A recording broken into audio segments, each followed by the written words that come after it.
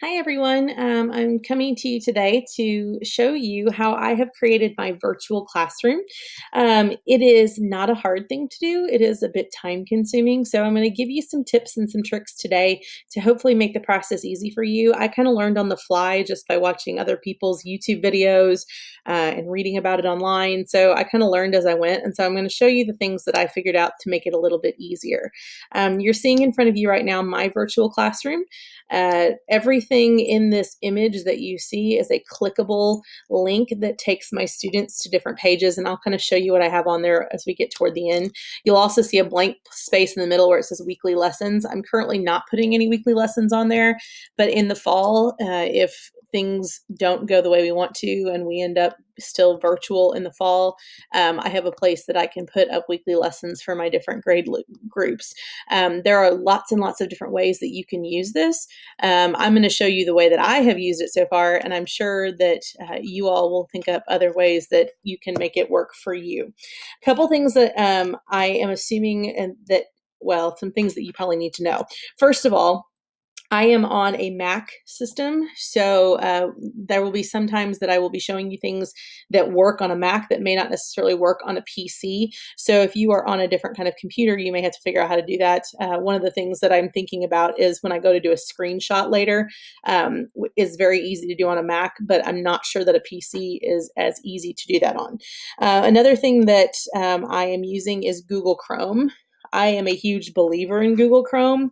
If you are not currently using it and you use other Google tools, I highly recommend you get on the Chrome bandwagon. It is much easier to integrate everything with your Google tools when you're already on Google Chrome.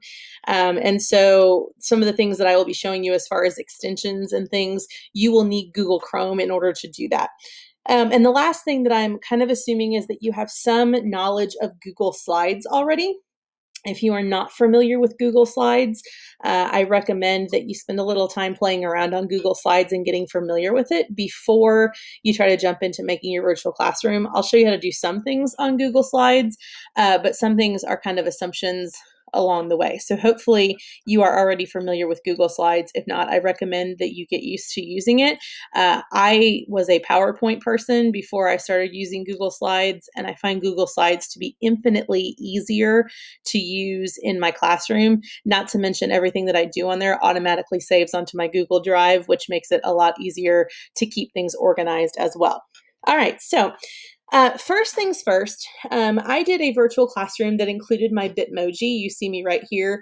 That is a virtual version of me. The kids are familiar with seeing that with me because I also use my Bitmoji in all of my classroom posters. So my kids are used to seeing what they call cartoon me around the classroom. So you can absolutely make a virtual classroom that does not include your Bitmoji. But for your kids, especially elementary kids, they will think it's a whole lot more fun to see a cartoon version of you on the screen as well. So the first thing I'm going to show you how to do is how to set up Bitmoji, because if you don't have it set up on your computer already, you will have to do so to make this easier. So the first thing you'll need to do is you'll need to go to the Chrome Web Store. If you type Chrome Web Store into your browser bar, you will it'll be the first thing that pops up on your search screen. So once you're in the Chrome Web Store, you're going to type Bitmoji into the bar on the side, as you've already seen I've done, and it will pull up Bitmoji on your screen. Yours will say add to Chrome next to it. Mine does not because I already have added it. But when you get it, you'll click the add to Chrome button. What it will do is it will send you to Bitmoji's site. It will also add a small icon up on the top right-hand corner of your screen that's green, and it looks like it has kind of a little winky white box in it. That's where you will click to get access to your Bitmojis.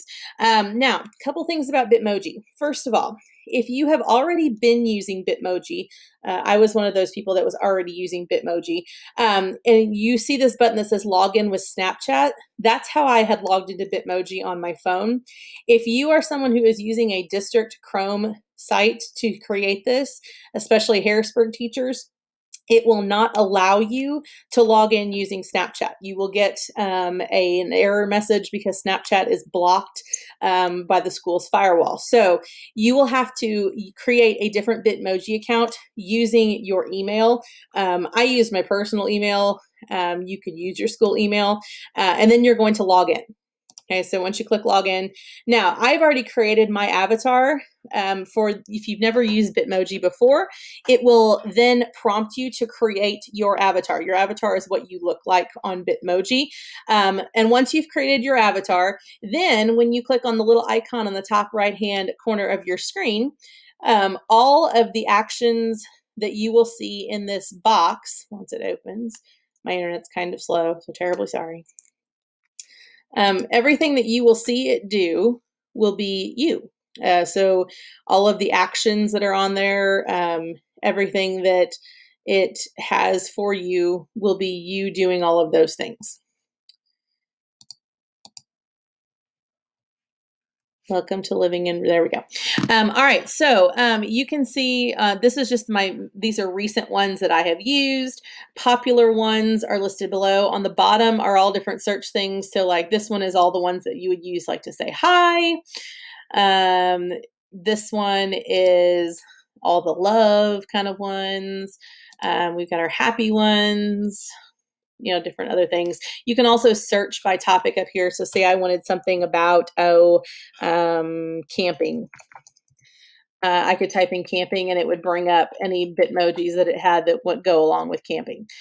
So there are lots of different ways that you can choose a Bitmoji. And so that's what the Bitmoji app is. So hopefully you can get that added and it's pretty easy to use. Okay, so once we have our Bitmoji loaded, the next thing we're going to do is we're going to create a new slideshow. So from your Google search, you can just type in, and everything on Google has its own web address. So if I'm using slides, all I have to do is type in slides.google.com and it will pull up slides. Oh, helps if I spell it right. See, I'm a real person and I make mistakes. We tell that to our students all the time, right? All right, so when I pull up Google Slides, I'm going to, you can see below, all of these are Google Slides that I've already created or that have been shared with me.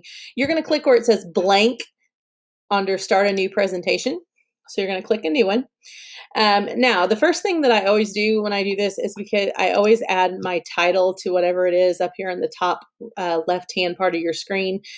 So like I titled my other one, Digital Bitmoji Classroom. You can call it, you know, Bitmoji Classroom.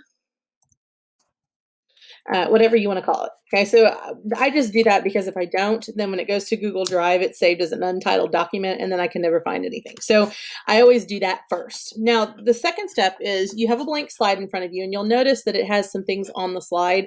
You don't want those there. So all you need to do is just click on the box and then hit delete to get rid of those two boxes that are currently on your screen so that you have a completely blank canvas to start. You want to have a clean slide. All right, so the first step to creating your Bitmoji classroom is to have a background. So up here on the top left side of your screen, you will see where it says insert. If you click that, you can see where it says image. You're going to choose search the web, and you'll notice that on the right side of your screen, it'll pop up a Google image search right within Google Slides. This is why I love, or one of the reasons that I love using Google Slides over something like PowerPoint, because I can search images within the same application that I'm already using without having to go out to a different tab or do other things. So for the background, what I usually search is I search wall, floor, something like that, wall, floor, background, wall, floor, classroom. You can search all kinds of different things. What it's going to do is it's going to bring up images that are free and are available to use legally on Google. All of the images that you see here are ones that Google has already decided are ones that you can use. This very first one that pops up is one of my favorites. So I'm going to drag it over and drop it on my slide. You can also, you'll notice if you click on it, on the very bottom of the screen, it'll say insert. You can also click that as well if you would rather do that. But I have it on my screen. Obviously, it's not the same size as my slide, so I need to resize. So I'm going to pull it down, and I'm just going to pull the little arrows until it's the full size of my slide. So now I've got my wall and my floor in on my slide. Now, say I don't like the wall color. The cool thing about a wall on this slide is, guess what it is? It's just a giant rectangle. So if I click Insert up here again, I'm going to go down to Shape, go to my Shapes, and I'm going to choose the rectangle shape.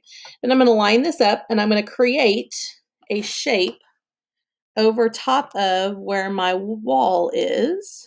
Okay. Now, this shape is a big white box right now. So up here in your top, you'll see these two where it says border color and fill color. Currently, this shape has a border, so I'm going to make the border transparent because I don't want to see that.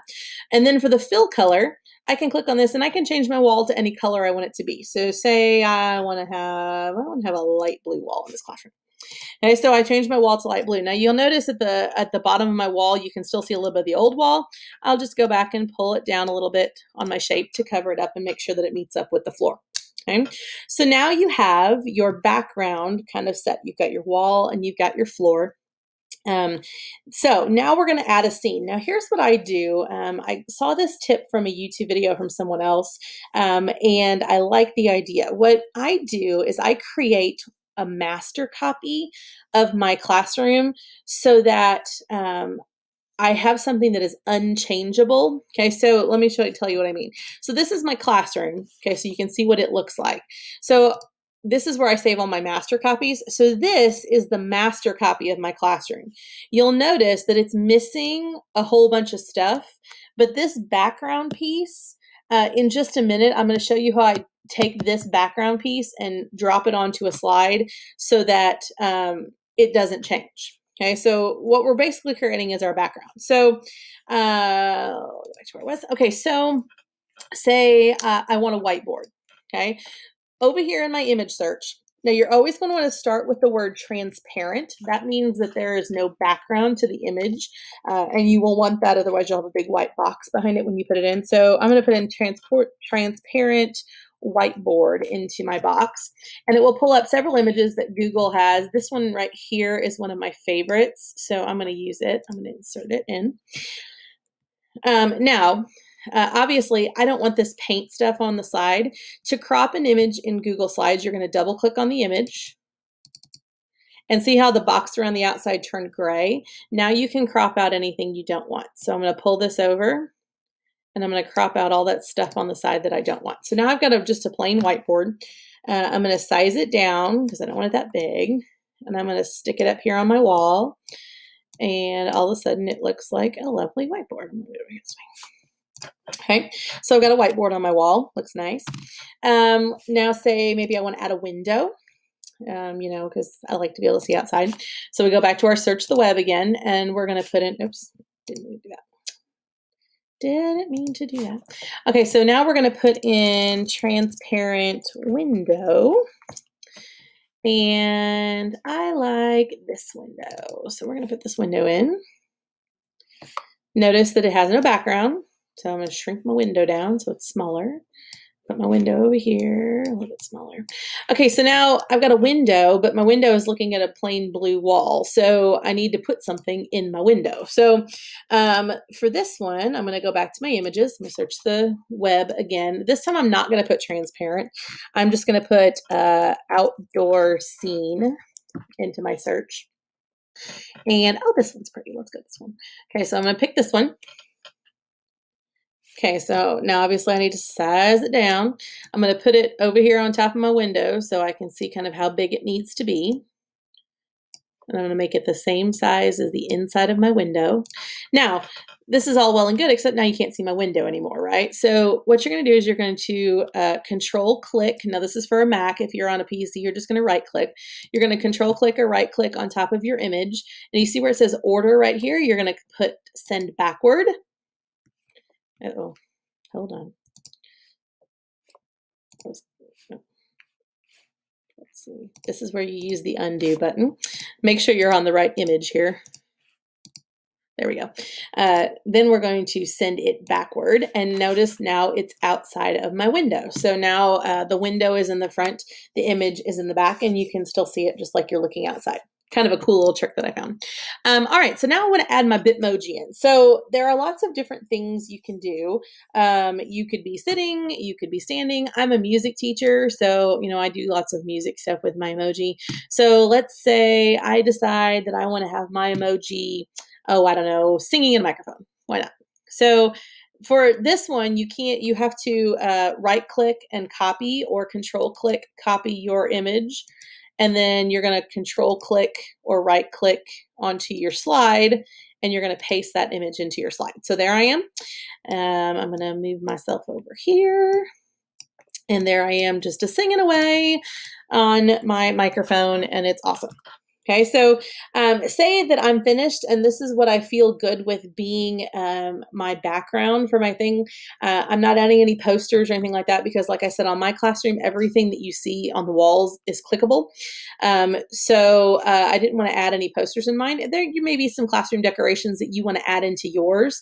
You can see that if you look at mine, the only thing I added was the string of lights and a shelf and the piano that are not clickable in mine. Everything else is clickable. So you can add as many things in your background as you want, but we'll say this is good for our background. Now, what I'm going to do is I'm going to take a screenshot of this picture so that I can then copy it as an image. So what I'm going to do is I am going to, on a Mac, to screenshot, if you didn't know, you're going to select Command Shift 4. Command Shift 4 will create a little, you can see my little cursor here. Watch what happens when I hit Command Shift 4. It turns it into this little toggle thing. And what you're going to do is you're going to draw a box, basically, around everything you want to screenshot. You'll hear a sound like a camera shutter. And then you can see down here at the bottom, it took an image of my background. So now what I'm going to do is I'm going to add a new slide. So to add a new slide, now I did mine in 2 different slideshows. So I've got my masters in one slideshow and my Bitmoji in another.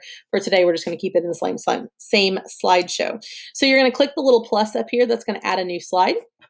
Same thing as before. You need to go through and delete out the boxes. Just click on them and then hit delete. And then I'm going to insert an image and I'm going to upload from computer this time. So it's going to pull up a box. It's thinking. This is what we call the rainbow circle of death when it just sits there and spins. So my screenshots all automatically save to my desktop. So I'm going to go down and find it. It's usually the very last one that's on there. You can kind of see the time that it was on there. So I'm going to double click on that. And then it will put my image in. So this background now is one solid image. It can't be changed. It can't be edited in this form, which is kind of nice so that when you're moving things around on your screen, you're not going to accidentally delete something or move something around on your background. It's already there. Okay, so we resize it, make sure it's the right size as the slide. Okay, so now we're at the good part. This is where you can start creating things in your classroom. As I said, I'm a music teacher, so all the things that I search are music related, but you can insert any kind of thing you want. So say you want to do something with a book. So we'll say we're going to put a book in. So we're going to put in transparent book. It'll pull up all kinds of books that you can choose from. So say we're going to do this pile of books right here. Double click on it. And it brings them in. Obviously, I don't want my books that big, so I'm going to size them down. Now set them over here. And this is where you get to play. And this is where this will take the bulk of the time on your classroom because you're creating something. You'll find that you like it or you don't, and you can change things and you can move things around. But this is where you'll spend most of your time creating things on your classroom. So, okay, I got my books. Now, I'm not going to add everything to the screen because that would take forever, but I am going to show you a couple things. So once you have added an image to your background, here's how you make it clickable. You're going to turn it into a hyperlink. So you're going to click on the image. And once you click on the image, up here in the taskbar at the top, you will see a little link that says Insert Link. When you click on that, now this box pops up. So what in the world am I going to use for my link? So maybe you have access to things like Spelling City or vocabulary or mystery science, or for music teachers, I use the Music Play textbook series. So I have a link to Music Play. I have a link to Classics for Kids. I have links to the New York Philharmonic Kids website. You can link YouTube videos. You can link documents from your Google Documents. You can link other Google slideshows, which I will show you how I did that in just a second. So say I want to link a YouTube video to this. Okay, so I'm going to open YouTube.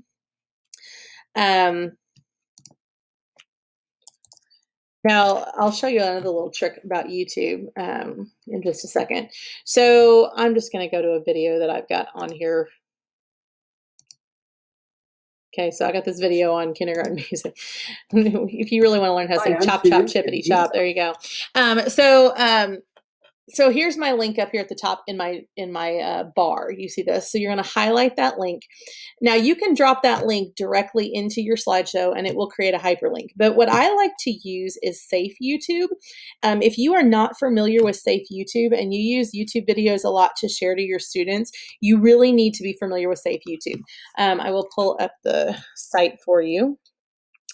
When you go to the site for Safe YouTube, you can download your YouTube videos into the site. You can copy the link and paste it here and it'll generate a link. So if I copy my link for Chop Chop Chippity Chop here and I drop it into here, it will generate a link. And what it will do, okay, so it gives a link here. If you go to Safe View, then what it does is it takes that video and now it's a link on here. But here's the thing. Your students cannot click anywhere. There's no other videos for them to click on because you know that when kids get on YouTube, it's like clickbait, right? So they get on a video and then they see 20 other videos on the side and they're like, ooh, I want to go watch people build things in Minecraft. You're not going to see that on here. All you're going to see is just the one video that you want to share. There's no advertisements. There's no other videos that they can click on. It is super nice to use, especially with younger students, and to keep your kids on track because they can't go anywhere else. So if you are unfamiliar with Safe YouTube, you need to get familiar with it really fast. Now, the other thing, see up here where it says bookmarklet on the Safe YouTube site? When you click that, it will add a bookmark up here on your toolbar. You see where mine says Safe YouTube. Once that's on there, watch how easy this is. When I'm on a YouTube video, I don't even have to click onto the Safe YouTube page. All I do is simply click right here on this bookmark and watch. It will automatically take that YouTube video and turn it into a Safe YouTube link. So if you are not using Safe YouTube, you really need to get into using Safe YouTube. It's one of my favorite things that I have found. So now once I've got my Safe YouTube, I'm going to copy my link. So I'm just going to highlight it and either Control C, right click, copy, whatever you want to do, Command C if you're on a Mac. So you're going to take that link, go back to your classroom where we were, and then you're going to paste it. So you can either right click paste, Command V or Control V on your keyboard, and there's your link. So when I click apply, now you can see that that link is attached to that picture. So anytime I click on that picture, the link will pop up. And anytime I'm in presentation mode, so let me go up here and show you in presentation mode. Anytime I'm in presentation mode, when I click on those books, watch what it does. It will automatically take my students then to that site that I hyperlink to that image, which is really a cool thing to do. All right, so linking other Google slideshows. Just like I did that link, every Google slideshow that you make has a web address as well. You can copy that link and you can add that to things as well. When I show you my digital classroom, I have 3 other Google Slides that are attached to that one classroom to do different things with it. So I'm going to show you around my classroom and kind of show you what I've got, and then I'm going to show you how to publish this so that kids can't move or change anything on your screen. That's a very important thing to have when you are trying to keep kids from taking your things away that you've worked so hard to put on there. So like I said, looking at my screen, I do have several links to other Google sites. I created a virtual library. So when you click on my virtual library, so there's my link to my virtual library. If I click on it, it opens another Google slideshow. And on this one, I have all of these books for classroom teachers. This is a fun thing to do. Every single one of these books that are on here is linked to a YouTube video with a read along for that book. So they can read Zin Zin Zin a Violin or Doobie Doobie Moo or whatever. These are obviously all music-based books. But if you had certain books that you use in your classroom all the time, kindergarten, first grade teachers, this is great for giving read-alongs. Obviously, I put my Bitmoji back down here again so they could see me again. So that's one thing. Another thing that I did is I did this one right here, the Silly Song Jukebox. This was kind of more for my kinders and my first graders. what this is each of these records is hyperlinked to a YouTube video with a silly song that they can click on to sing along with. The other YouTube slide page that I created was my campfire songs. Once again, everything in this picture is a link to some sort of video or song that they can click on. Now, all of these, I went through the exact same process I did with creating my original classroom. I just created different scenes. The possibilities are endless with what you can create to add. And as I said, the only thing that will stop you from doing anything on this is time, because it just takes a while. Okay, so the last step, once you have everything in your screen the way that you want it to be, you want to be able to publish this to where people can see it. So the first thing you want to do is you want to go up to your share settings. And you want to make sure that your share settings are set to where it says anyone on the internet can find and view. So yours will not say that right away. Okay, yours will say something along the lines of it might be a restricted view, so only people that are added can open this link. That would mean if you share with specific people. You want to change that to anyone with the link can view it. That way, no matter how you share it, even if people are not on Google with a Google account, they can view this, and you have to share it with individuals. Also, make sure that this over here says viewer. You do not want it to say commenter or editor. If you really want comments on it, you can turn comments on. All that means is that people who view your video or your screen can add comments. Editor means that they can change things, and you don't want anyone to be able to change what you have done. So make sure that that setting is set that way so that no one can change, or that everyone can view it and no one can change anything.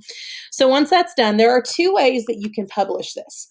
I'll show you the easy way and the little bit more difficult way.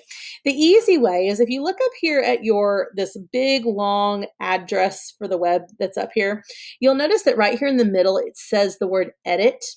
To change this to make it something that people can't mess around with, all you have to do is delete the word edit and change it to the word present, like that.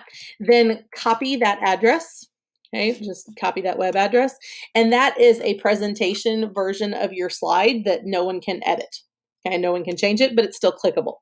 The other way you can do it is you can go to File, over here on the side, go down to Publish to Web, and it will pull up a box like this. Okay, so you can embed that link. You can choose how often the slides advance. I always make sure that the one that my classroom is on is just a single slide show, because I don't want them to have to worry about funneling through slides. So it's just one slide in the show. Once you click Publish, what it will do is it will give you a separate link right here. You can share that link on email. You can share that link on Facebook. You can share it on Twitter. You can copy that link and put it into all kinds of different things that you might want to do with it. You can add it to your Google Classroom. You can send it on a text message. There are all kinds of different things you can do once you've published it to the web. Okay, so that just gives you that link. You may go, oh, I don't know what that link is. If you go back to publish to web again, that link is always there. Okay, because it's already published to the web. So that's kind of the basics of creating a classroom. I know that was like a crazy fast process of going through it all, but if you have any questions, please feel free to ask me. I will gladly answer anything that you need answered. As I said, I just explored, and that's how I kind of figured it out on my own. Hopefully I've given you some tips and tricks that you can use in your own process. If you have not checked out my classroom, it's on my Facebook page. It's also on our Harrisburg East Side West Side music page. So please check it out. Click through it, kind of see what I've done. Music teachers, feel free to steal anything you want, because I stole it probably from somebody else. Classroom teachers, obviously, what I've done is more for a music teacher, but you can change it and do with it whatever you need that fits your classroom. So that's it for our video for today. I hope that was helpful to you all. Have a great summer, and here's hoping we go back to school in August. Bye, everybody.